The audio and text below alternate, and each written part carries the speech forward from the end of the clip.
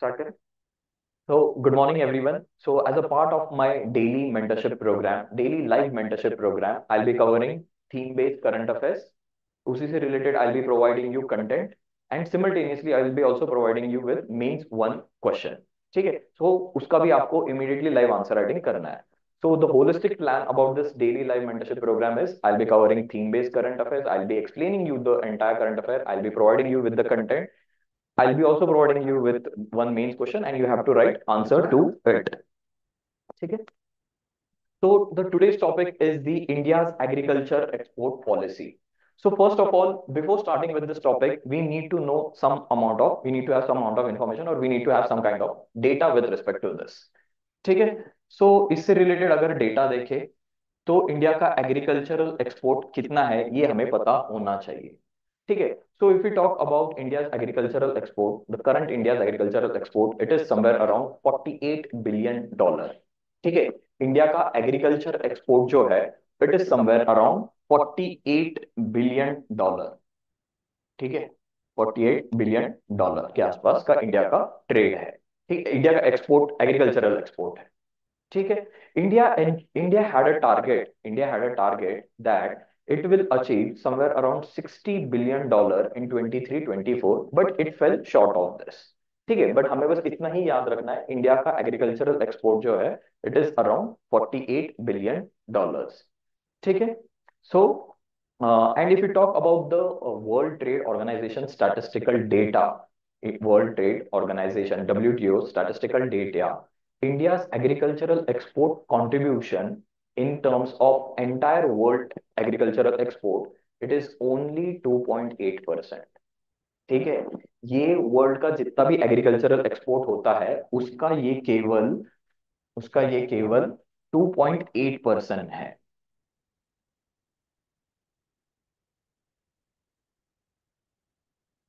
ठीक है. So the entire world geographical जो भी एक्सपोर्ट होता है, एग्रीकल्चरल एक्सपोर्ट जो भी होता है उसका केवल 2.8% is exported by India. So it is very less.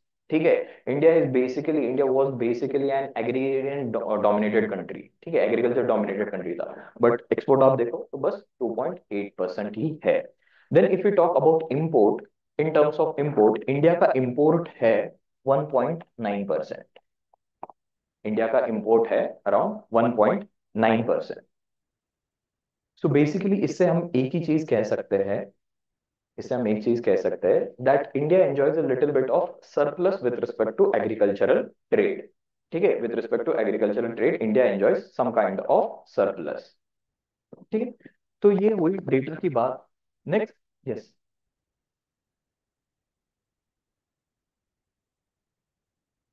World agricultural import जितना भी होता है उसमें का इंडिया इंपोर्ट केवल 1.9% इंडिया इंपोर्ट करता है. ठीक है. सो then next is the composition.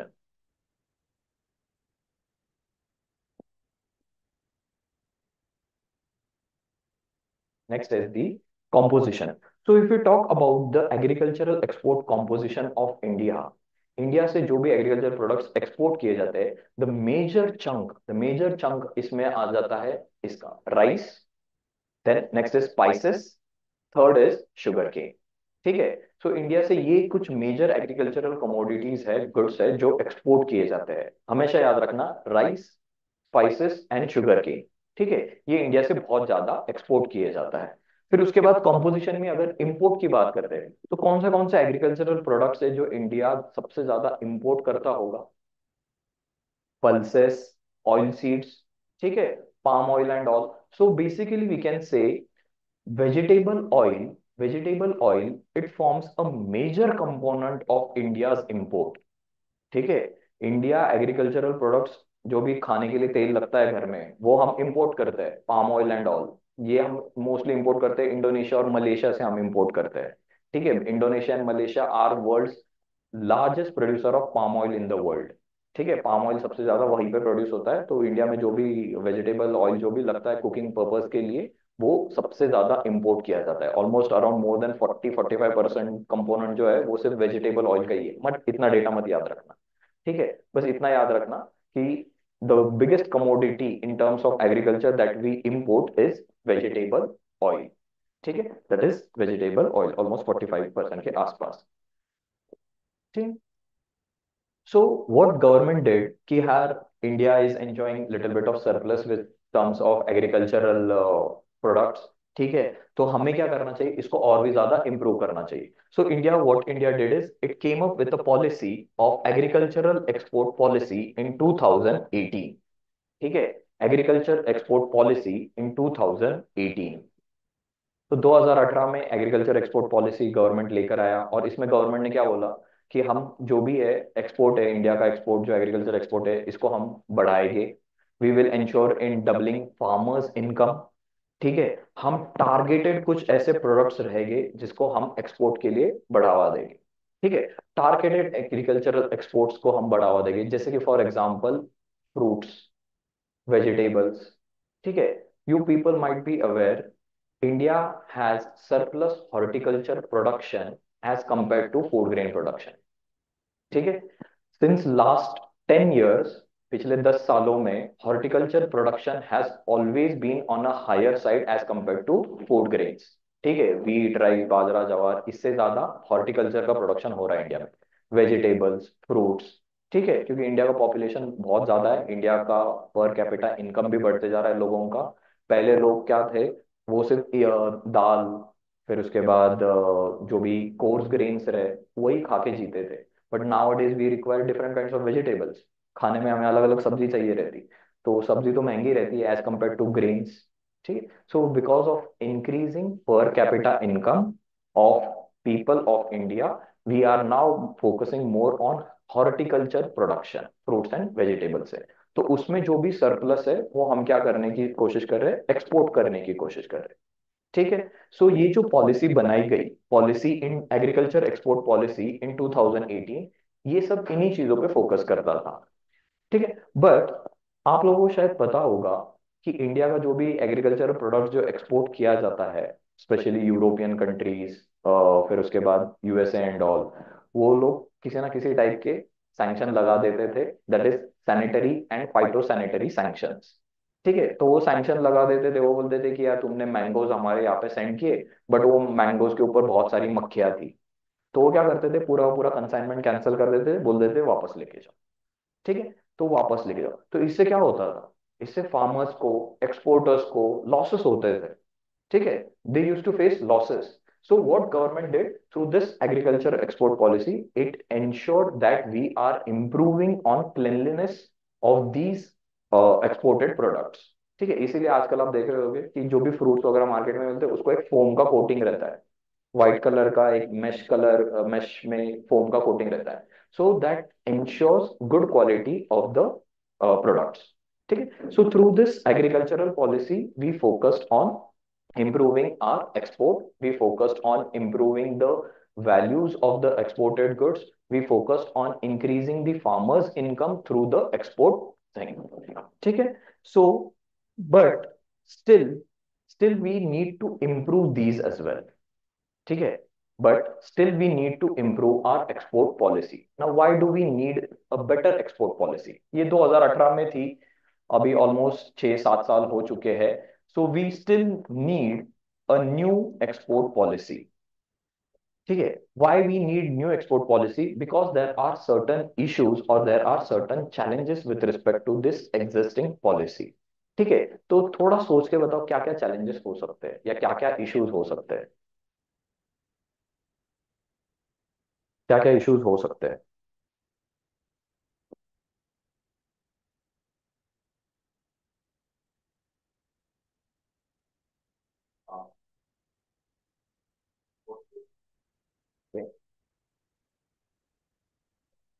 Middle man issue, ठीक है।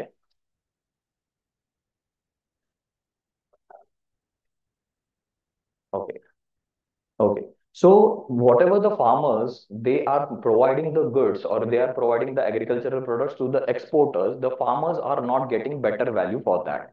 That's why we need to focus on we need to have a new export policy which will be targeted on the development of the farmers itself. So we all know there is collective farming organizations like farmer producer organizations in India में. So we need to focus more on farmer producers organizations themselves, which will focus on development of farmers themselves and not just the development of exporters. Okay, so exporter जो रहते हैं वो क्या है, farmer से सस्ते दाम में खरीदेंगे और मार्केट में उसको हाई वैल्यू में बेचेंगे। ठीक है, so those exporters which were exploiting some of the farmers, that should be checked through this particular thing. Then we also need to ensure, we also need to look into some export restrictions।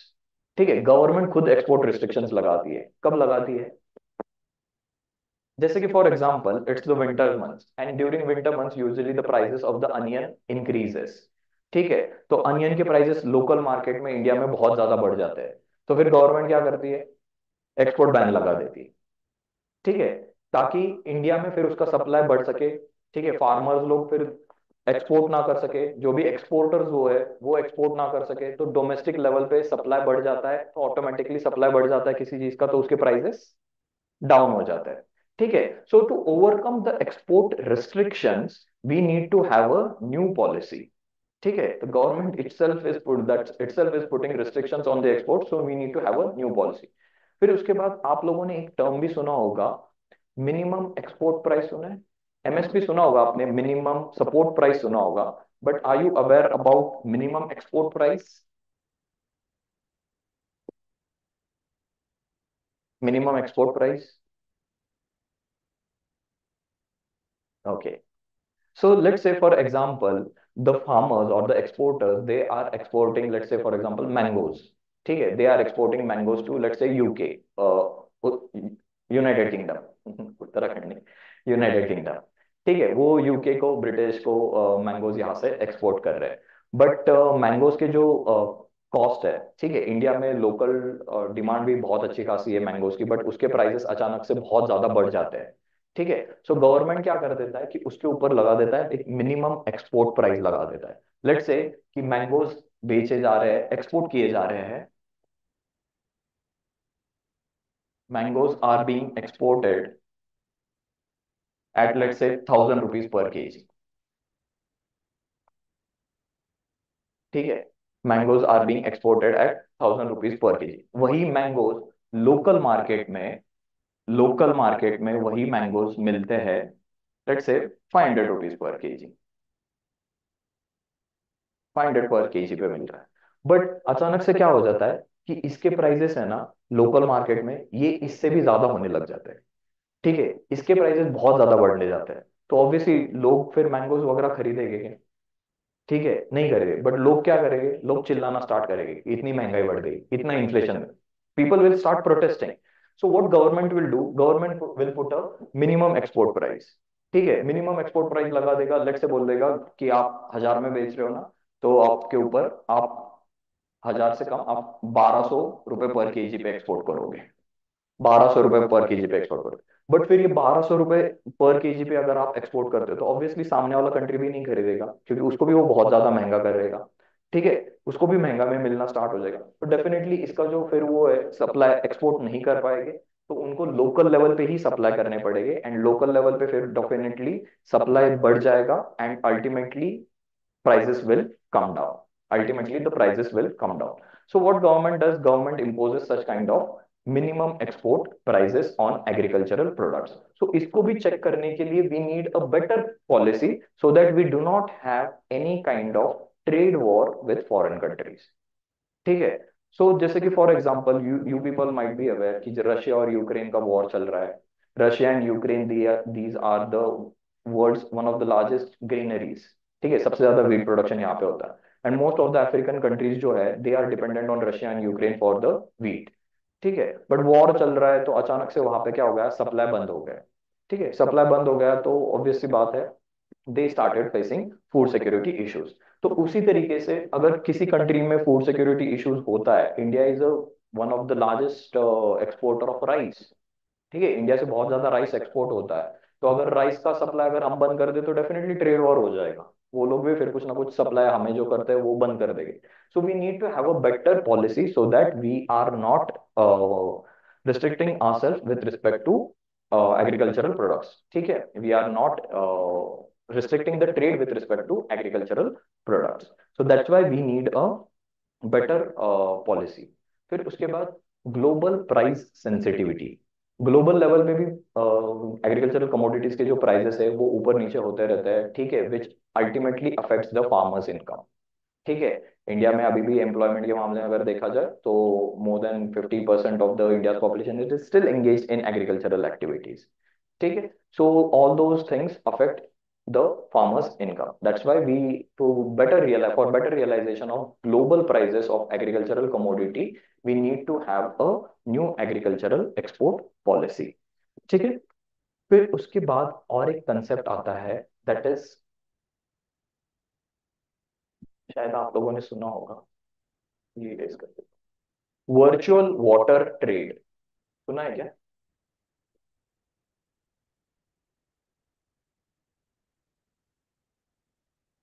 ये जो terms वगैरह मैं जो इस्तेमाल कर रहा हूँ ना, ये प्रीलिम्स के भी काम में आ सकते हैं आपको। Virtual water trade, any idea about this concept? ठीक है। Let's say India, as I said, India is one of the major exporter. ठीक है, भले ही कंट्रीब्यूशन कम हो बट स्टिल $48 बिलियन का हम एक्सपोर्ट करते हैं। ठीक है। And mostly rice and sugar cane export करते हैं। Rice and sugar cane they require lot of amount of water for the cultivation, and rice and sugarcane we require large amount of water for its cultivation। और उसको cultivate करके हम क्या कर रहे हैं, किसी और कंट्री को एक्सपोर्ट कर रहे हैं।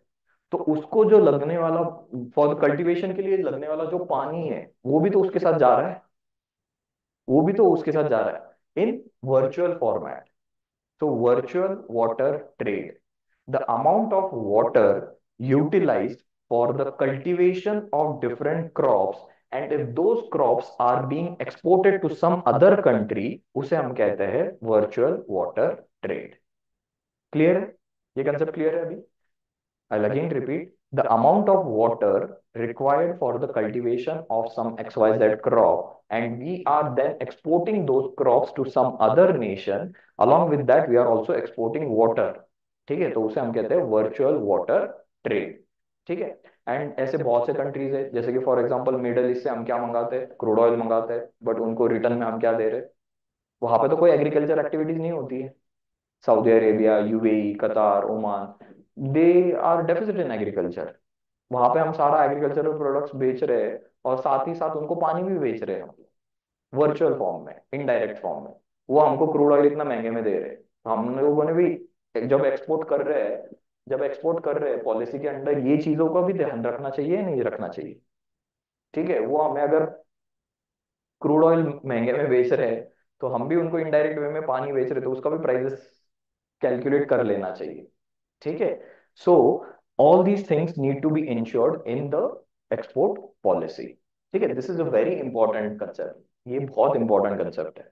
ठीक है, शुगर केन के लिए कितना ज्यादा पानी लगता है, ठीक है, राइस के लिए भी कितना ज्यादा पानी लगता है। ठीक है। सो यस, ओके, ठीक है। सो बेसिकली अगर डेटा ही लिखना है, so exporting six we export 16.3 million tons of rice। We export 16.3 million tons of rice, which require 32.6 billion cubic meters of water। अगर आपको डेटा, बस आप एक सर्च करो, डबल, एग्जैक्ट नंबर याद नहीं रहेगा। So let's say if you are, example के तौर पे ले लेना, example, if we are exporting 1 kg of rice, along with it we are exporting 2 liters of water। ऐसे एग्जांपल में लिखते हैं। ठीक है, वैसे वो बहुत ज्यादा है, इट इज 32.6 बिलियन है, और ये मिलियंस में है। ठीक है, तो थोड़ा सा रेशियो प्रोपोर्शन थोड़ा सा ढंग से करके ये करते हैं। हाँ, 1 kg is to 3,000 liters of water, approximately. ठीक है। So if we are exporting 1 kg of rice, approximately we are exporting 3,000 litre of water along with it. ठीक है, थोड़ा सा अप्रोक्सीमेट वर्ड वगैरह यूज करके आप लिख लेना। ठीक है, एग्जैक्ट डेटा तो इसको याद रखने की जरूरत है। ठीक है।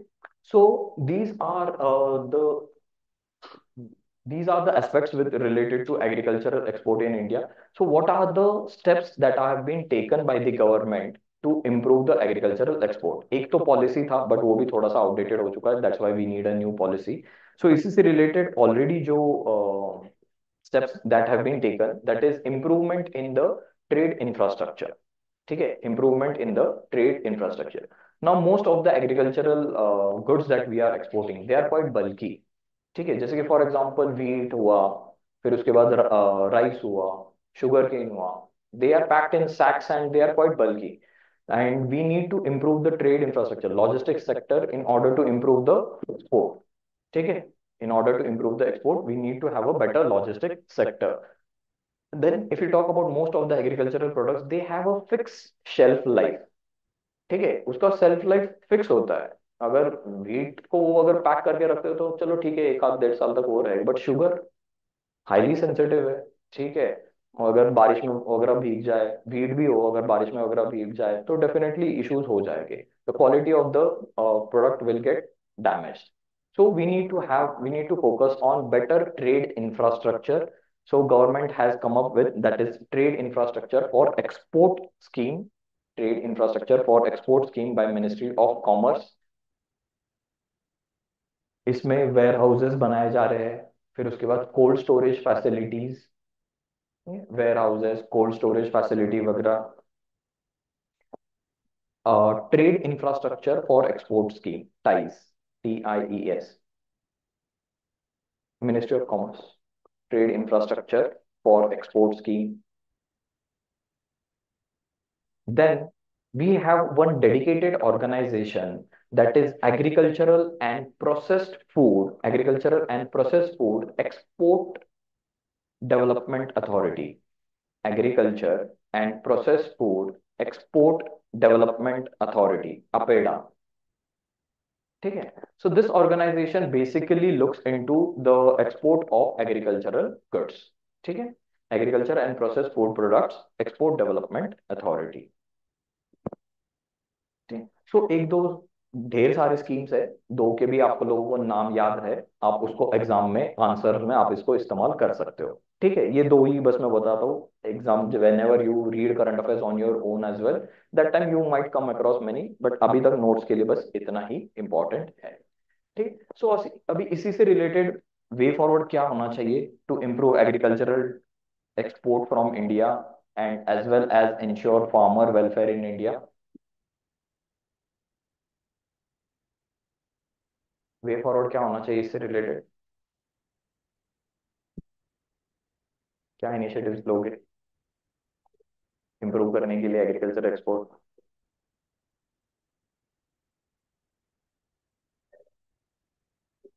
Exactly. We need to focus on diversification of agricultural products. As I have said at the start itself, we are focusing on the export of only rice, sugarcane and spices।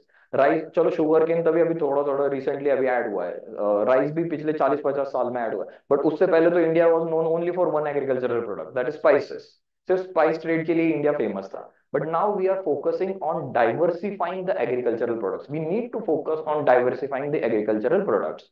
ठीक है, so we need to focus on horticulture, as I said, which has high value। Then we also need to focus on export of organic products। ठीक है, organic vegetable वगैरह बेचो दुनिया को। ठीक है, भले ही पता नहीं ऑर्गेनिक है या नहीं, नाम लगा के तो बेचो, बट इसके ऊपर ध्यान दिया जाता है, specially western countries they definitely keep a tap on this. Okay, so we need to focus on diversification of agricultural products। Example, you may write horticulture production, then organic production।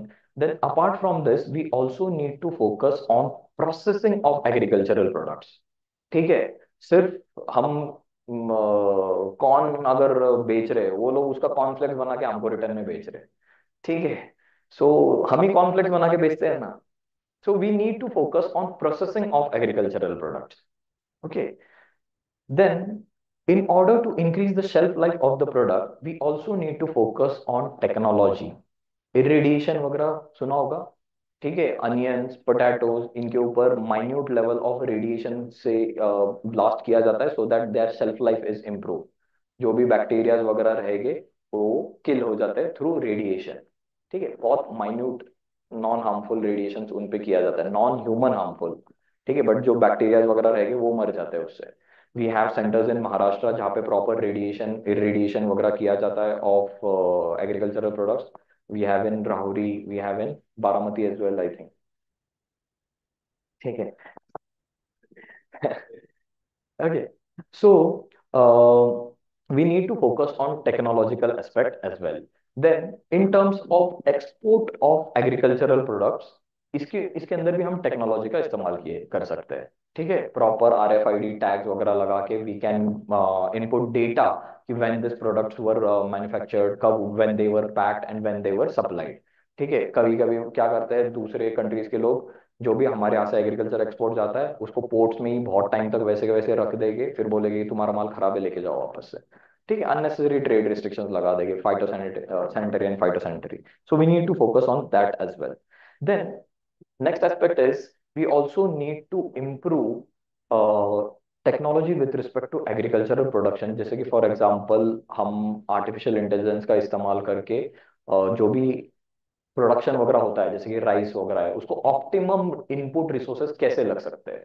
ठीक है, optimum input resources that will ensure environmental sustainability.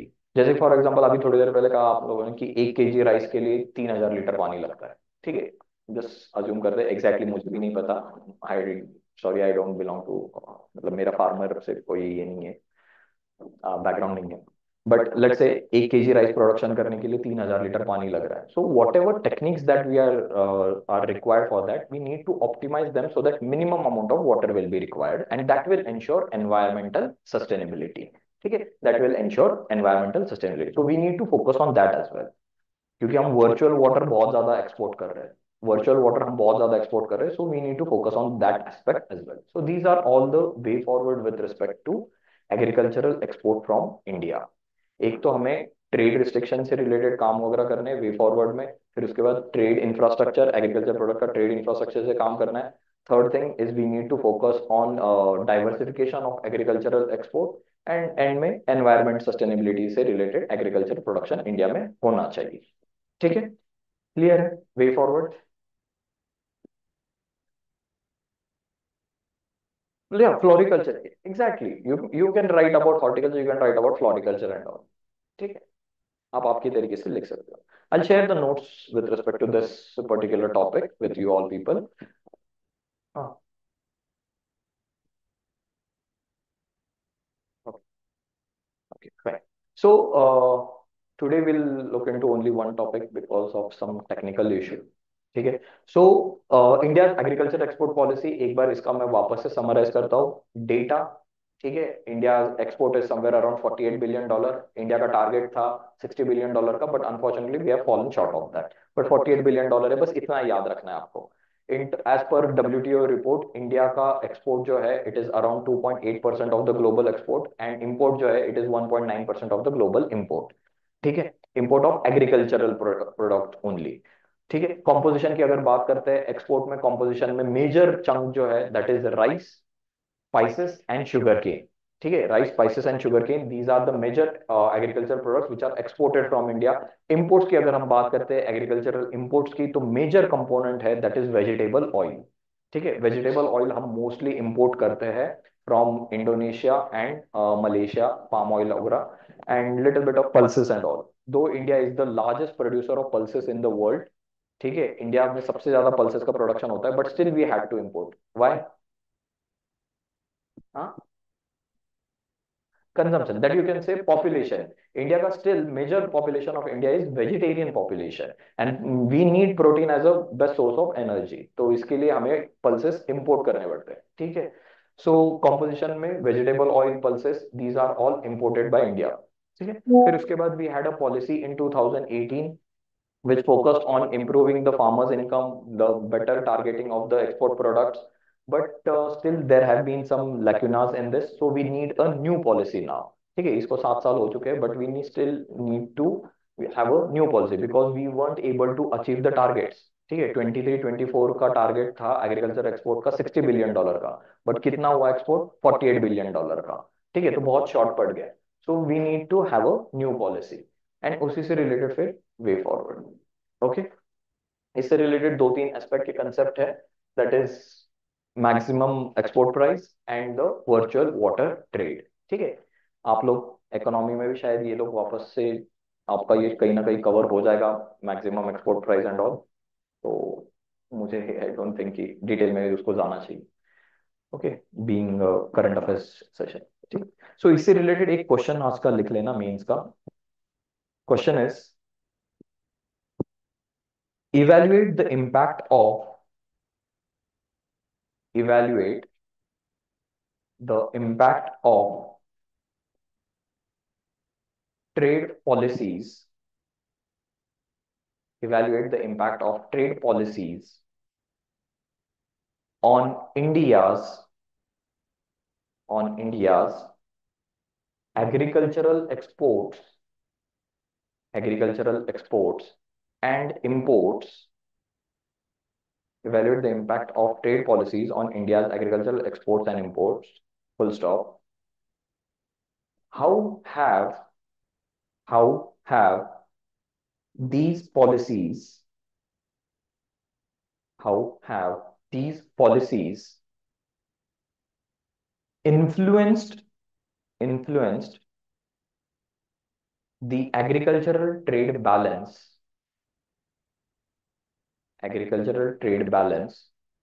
over the past decade over the past decade.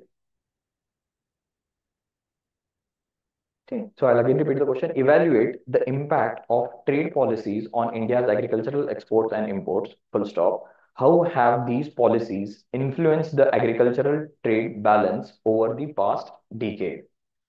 Okay. So in this question, first you have to talk about India's trade policies in the past. In the past, India was basically an importer of most of the agricultural products. India में इतना ज्यादा production नहीं था। 1960s में we had a huge food security crisis. ठीक है, so how the trade policies of India with respect to agriculture kept on changing and how we became a self-sufficient with respect to agricultural production. ठीक है, so trade policies का भी एक बहुत बड़ा role था, तो उसके बारे में आपको थोड़ा बहुत लिखना है। ठीक है, इवेल्युएट लिखा है, सो थोड़े से आपको पॉजिटिव एस्पेक्ट्स, किन किन एग्रीकल्चर प्रोडक्ट्स का जो है प्रोडक्शन बढ़ गया, किन किन एग्रीकल्चर प्रोडक्शन का जो है रोल धीरे धीरे घटते गया। जैसे कि फॉर एग्जांपल 1960s 70s में we started focusing on rice and wheat on a great extent, तो राइस एंड व्हीट का प्रोडक्शन बढ़ते ही गया, बट कोर्स ग्रेन्स का production it fail it fail because coarse grain का मार्केट में उतना ज्यादा वैल्यू नहीं मिल पा रहा था। ठीक है, मार्केट में उतना ज्यादा वैल्यू नहीं मिल पा रहा था, उसको हम इतना ज्यादा प्रमोट नहीं करते थे। Usually bajra jowar, now we know that they are highly nutritious. Jowar bajra ragi, these are more nutritious as compare to wheat and rice. तो आजकल हम उस पर ज्यादा फोकस कर रहे हैं वापस से। सो ये किस वजह से हुआ है? ये बेसिकली ट्रेड पॉलिसीज की वजह से हुआ है। ठीक है, ये बेसिकली ट्रेड पॉलिसीज की वजह से ये चेंज होते गया है। तो इन चीजों के बारे में आपको लिखना है। थोड़ा सा गूगल का इंफॉर्मेशन ले लेना। I share limited content with you with respect to this particular topic. ठीक है, and try to write answer to this question अभी के अभी। ठीक है, सो मैं आज टेक्निकल इश्यूज की वजह से वो कभी भी कैमरा ऑफ हो सकता है, सो आज एक ही टॉपिक